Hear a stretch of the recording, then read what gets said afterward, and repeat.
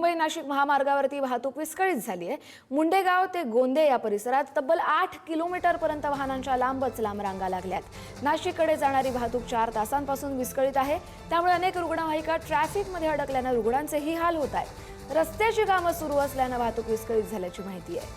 या दृश्यांमध्ये आपण पाहतोय कशा पद्धतीने वाहनांच्या लांबच लांब रांगा लागलेल्या आहेत। तब्बल 8 किलोमीटरपर्यंत हे ट्रॅफिक झालेलं आहे। मात्र रस्त्याची कामं सुरू असल्याने वाहतूक विस्कळीत झाल्याची माहिती आहे। मुंबई नाशिक आग्रा महामार्गावरती आपण सध्या आहोत आणि इगतपुरी तालुक्यातील गोंदे दुमाला परिसरामध्ये जर वाहतूक कोंडी बघितली तर मोठ्या प्रमाणामध्ये वाहतूक कोंडी आपल्याला पाहायला मिळेल। गेल्या अनेक दिवसांपासून इगतपुरी तालुक्यामध्ये या वाहतूक कोंडीचा सामना जो आहे तो नागरिकांना वाहन चालकांना करायला लागत आहे। मोठ्या प्रमाणामध्ये वाहनांच्या तुम्ही या ठिकाणी रांगा बघू शकतात। अनेक रुग्णवाहिका या वाहतूक कोंडीमध्ये अडकलेल्या आहेत।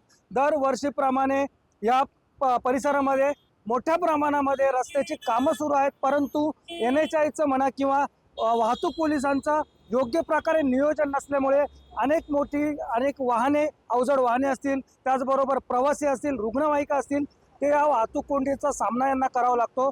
त्याचबरोबर या परिसरामध्ये राहणाऱ्या नागरिकांना देखील या वाहतूक कोंडीचा मोठा मनस्ताप सहन करायला लागत असल्याचं समोर आलं आहे। परंतु वाहतूक विभाग आहे की याकडे लक्ष द्यायला तयार नाही आहे। त्यामुळे मोठ्या प्रमाणामध्ये जी काही वाहतूक कोंडी या परिसरामध्ये आठवड्यातून शनिवार असेल रविवार असेल यावेळेस होत असते, त्या वाहतूक कोंडीवरती नेमकं काय मार्ग काढणार हे देखील पाहणं महत्त्वाचं असणार आहे। परंतु या ठिकाणी 24 तास कोणतेतरी NHAIचे कर्मचारी म्हणा किंवा वाहतूक पोलीस म्हणा या ठिकाणी तैनात असणं गरजेचं असल्याची जी काही गरज आहे त्याकडे प्रशासन कसं लक्ष देतं हे देखील पाहणं महत्त्वाचं असणार आहे। आणि स्थानिकांना त्याचबरोबर वाहन चालकांना या वाहतूक कोंडीतून कुठेतरी दिलासा मिळणार का हे पाहणं आता पुढील काळामध्ये महत्त्वाचं असणार आहे।